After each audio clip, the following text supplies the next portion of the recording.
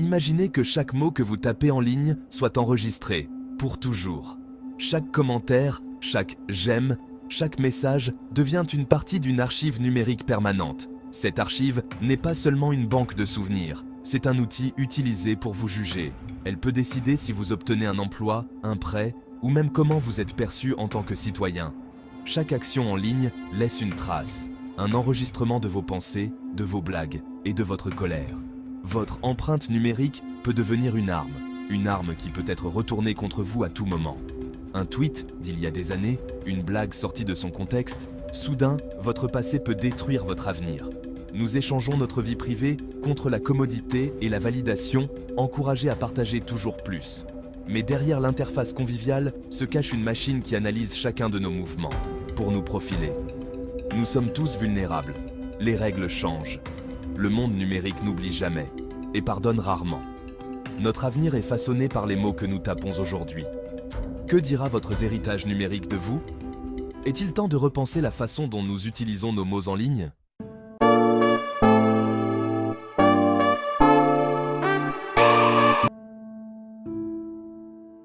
Le début d'Internet promettait la liberté, une nouvelle frontière où chacun pouvait avoir une voix.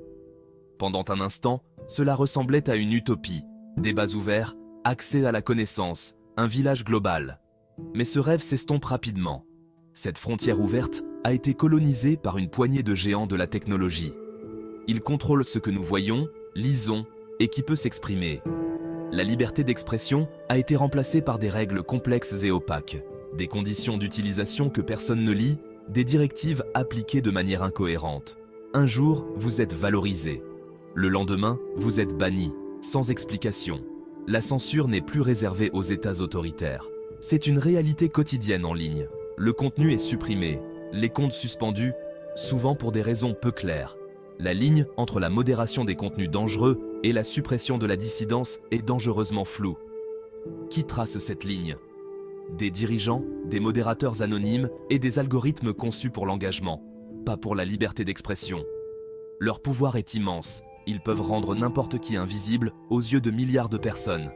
Le débat ouvert est devenu un champ de bataille d'indignation, manipulé par des algorithmes qui récompensent l'extrémisme. La nuance est étouffée. Les bulles de filtre prospèrent. Les plateformes nous gardent scotchés à l'écran en alimentant la colère et la peur. Le village global s'est fracturé en tribus numériques hostiles. L'utopie a disparu, remplacée par un système de contrôle. Nous ne sommes pas seulement des utilisateurs, nous sommes des sujets dans un nouvel ordre numérique. La promesse d'Internet a été réécrite. Ce qui reste est un monde où le pouvoir est centralisé et la liberté est conditionnelle. La question maintenant, pouvons-nous récupérer la promesse originelle d'Internet? Le pouvoir de faire taire est le pouvoir ultime, et en ligne, cela s'appelle la déplatformisation. Lorsqu'une plateforme supprime un utilisateur, elle ne fait pas que supprimer un compte. Elle efface quelqu'un de la place publique moderne. Même des dirigeants mondiaux ont été bannis, prouvant que des entreprises privées peuvent faire taire n'importe qui. Journalistes, scientifiques, activistes, quiconque remettant en question le courant dominant risque l'exil numérique. Qualifiés de désinformation ou de haine, leur portée est limitée, puis effacée. Cela crée un effet paralysant. Qui ose remettre en question le pouvoir s'il risque d'être effacé? Le système de crédit social chinois montre l'aboutissement. Chaque action surveillée, chaque mot noté, la conformité imposée. Que ce soit par des géants de la technologie ou des gouvernements, un petit groupe définit désormais la réalité pour des milliards de personnes. Les règles sont établies, la dissidence est punie et le pouvoir est centralisé. La censure n'est plus seulement étatique, elle est corporative, algorithmique et subtile. Mais elle est tout aussi dangereuse pour notre liberté. La lutte pour la liberté d'expression est entrée dans une nouvelle ère. Chaque fois que vous ouvrez les réseaux sociaux, un algorithme invisible façonne ce que vous voyez. Son objectif? Vous garder accroché, pas vous informer. Il étudie vos goûts, vos peurs et votre colère, puis vous propose du contenu pour provoquer une réaction. Cela crée une bulle de filtrage. Vous ne voyez que ce qui confirme vos croyances. Les opinions dissidentes sont filtrées. Les chambres d'écho se renforcent. L'algorithme radicalise doucement, vous rendant plus certain et plus divisé. Vous avez l'impression de choisir, mais vos options sont sélectionnées. C'est le contrôle algorithmique, une illusion de liberté pendant que vos pensées sont façonnées. Les conséquences? Division, tribalisme et érosion de la confiance. La démocratie souffre lorsque nous ne partageons plus une réalité commune. L'algorithme tire profit de nos conflits. Nous devenons plus faciles à manipuler, moins capables de nous unir. La main invisible ne nous mène pas vers l'avant. Elle nous enferme dans un conflit perpétuel. Pouvons-nous nous libérer de son emprise? Pourquoi les plateformes fonctionnent-elles ainsi? C'est simple, l'argent et le pouvoir. Vos données sont la marchandise la plus précieuse. Chaque clic, chaque recherche et chaque message est vendu. Annonceurs, politiciens et gouvernements les achètent tous pour vous influencer ou vous contrôler. Nous ne sommes pas des clients, nous sommes le produit. Ce modèle économique pénalise les discours controversés ou non rentables.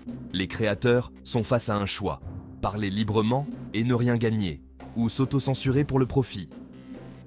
La censure économique pousse le contenu vers un terrain neutre, sans saveur et sûr. Nous apprenons à nous surveiller, intériorisant les règles de la machine. L'autocensure devient la norme, nous devenons nos propres geôliers.